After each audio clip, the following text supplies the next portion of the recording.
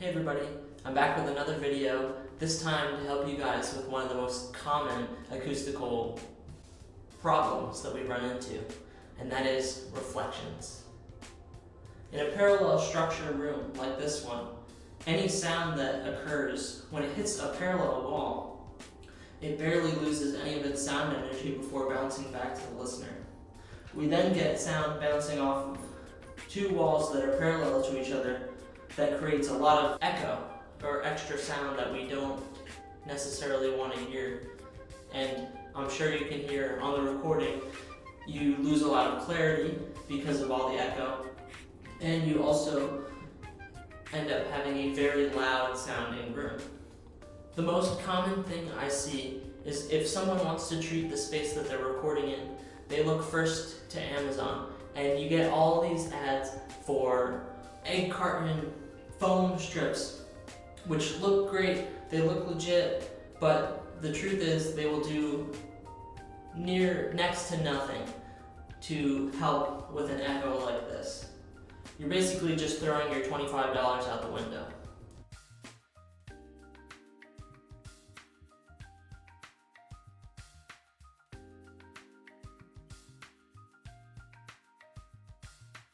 You may also see some very expensive acoustical foam products from an acoustics website. These are typically not as cost effective as a sound panel.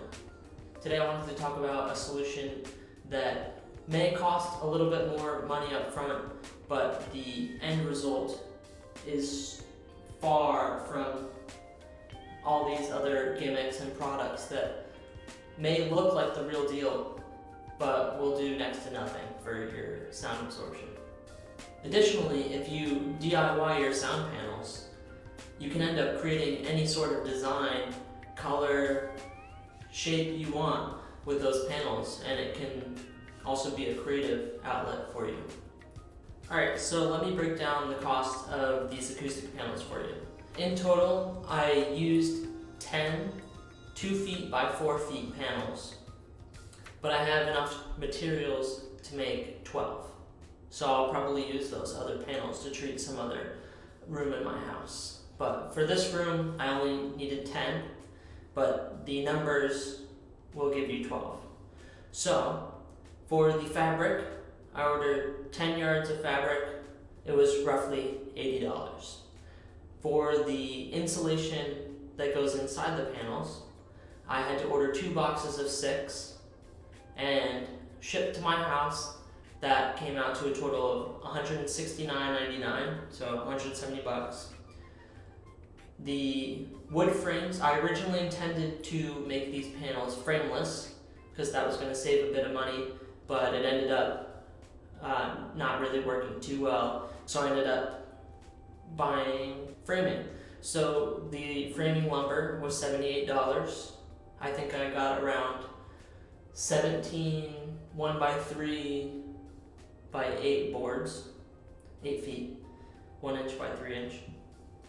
And then screws, about $9, and staples, $5, and the additional backing fabric for all of them was $18. It came out to a total of roughly $360 for all the panels in this room. And you might be thinking, wow, that seems like a lot of money. But when you hear the result of how well they work, it's a no-brainer. Especially in comparison to wasting money on a bunch of cheap solutions that aren't really going to do the trick. Right now, this room has no panels in it.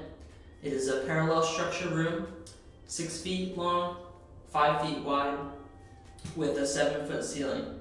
And you can hear it's just so boomy, not clear. Alright, so enough of me talking. Let's get to these tests so you guys can hear for yourselves. I don't know what you guys think, but I think we need some panels in here.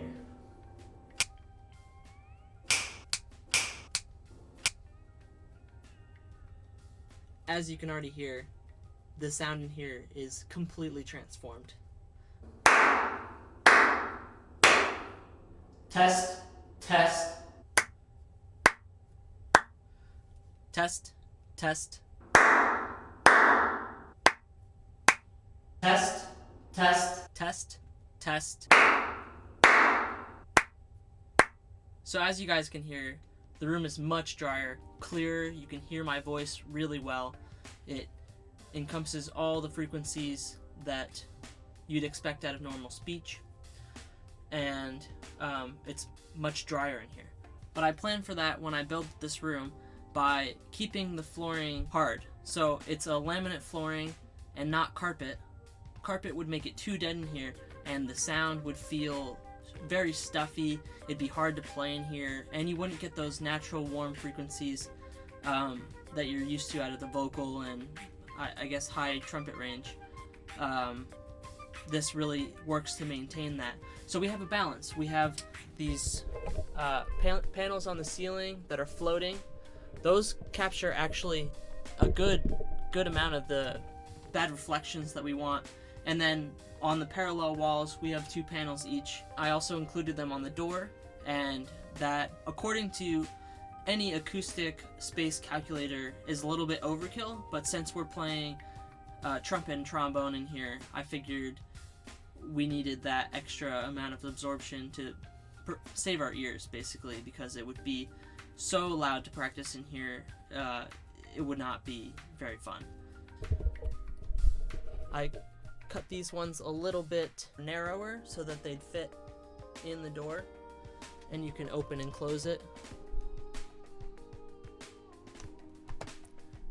And the idea behind those is that they'll catch any reflections that go towards the door, because the door is the weakest spot of this room, and hopefully mitigate any extra reflections escaping the room.